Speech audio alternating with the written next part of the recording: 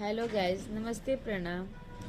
हम आज आप लोग को एक बहुत ही दर्दनाक गीत सुनाऊंगी, जो कि बेटी सारा जब शादी के बाद गहना पहन के अपने पापा के पास कैसे लाड़ लगाती है और प्यार करती है। तो पापा क्या कहते हैं।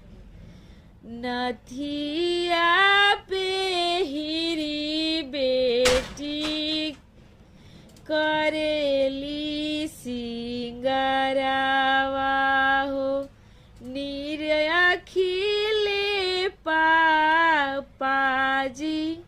मुँह हो, टिकावा पे हीरी बेटी घुकरेली सिंगरावा हो, खिले पापाजी मुँह हो।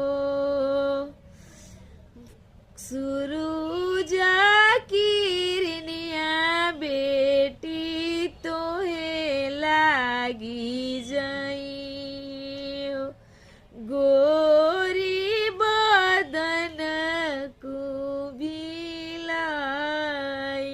हो, गोरी बदन को भिलाई हो।